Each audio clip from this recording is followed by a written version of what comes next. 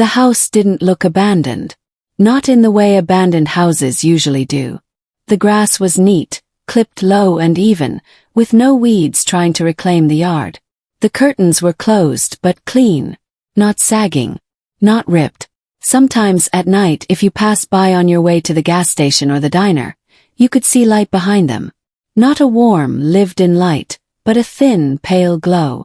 Almost like the dim hum of a television left on in an empty room. Nobody had lived there for 30 years.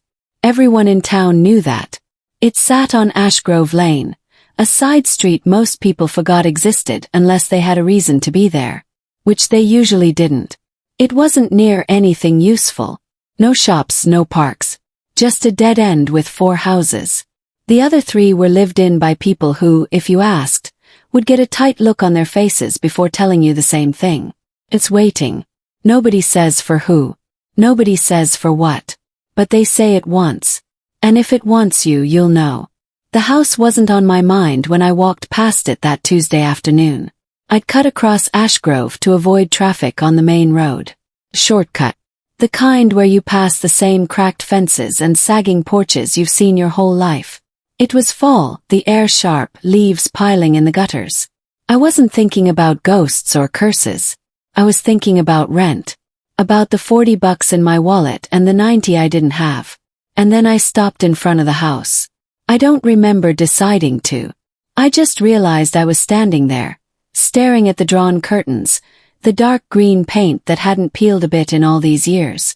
The front step was clean, like someone had swept it that morning. Something in the back of my head said, you could go inside. The thought wasn't mine. It felt like mine. But it came too quick. Too smooth. Like it had been waiting for me to hear it. I should have kept walking. Everyone knows the stories. How the Carter kid went in on a dare in '94 and came back different. Wouldn't speak for a week. Wouldn't sleep at all. Then his family moved in the middle of the night. How Mrs. Landry's dog slipped through the half-open door in '07 and was never seen again.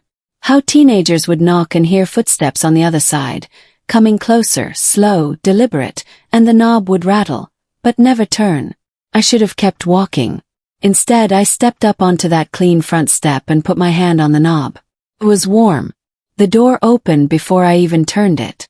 Inside smelled like dust and rain. The air was still heavy. The floor under my feet was smooth, not creaky like you'd expect.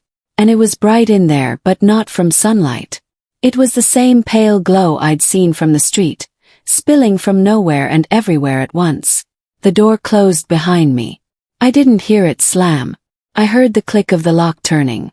And here's the thing, I didn't panic. Not right away. That part came later. First I felt the strange recognition. Like when you walk into your grandmother's house after 10 years away, and realize you still remember the smell of her kitchen. Only this wasn't my grandmother's house. I had never been here before. But it knew me. There was a hallway leading straight ahead. Faded wallpaper with a pattern of little silver flowers. No dust on the floorboards. No cobwebs. A coat rack stood by the door, empty except for one black umbrella, its fabric stiff with age. I heard a sound. Not loud. Just a faint, steady thump. Like a heartbeat. It was coming from deeper inside. I took a step, then another. My shoes made no sound. The hallway stretched longer than it should have. From outside, the house looked like a standard one-story, but inside the hall just kept going. Doors appeared on either side. All closed. Each one different. Plain white one. A deep red one with brass trim. One with peeling blue paint. One that looked new, with a silver knob polished to a mirror shine. The heartbeat sound grew louder. I thought about turning back. When I did, the front door was gone. Not closed. Not hidden. Just gone. Behind me was another stretch of hallway, identical to the one ahead. I started walking faster. The air grew warmer, thicker, the way it feels before a storm. I could taste metal on my tongue. The heartbeat wasn't a sound anymore. It was in my chest, in my teeth. One of the doors opened. Didn't swing wide. Just a crack. Enough for me to see darkness inside. And something moving in that darkness. Not a person. Not an animal. Just movement.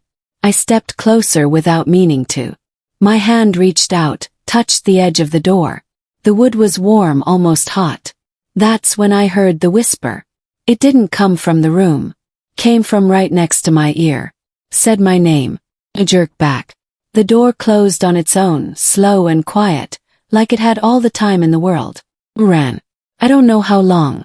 The hall twisted, stretched, doubled back on itself. My breath burned in my throat.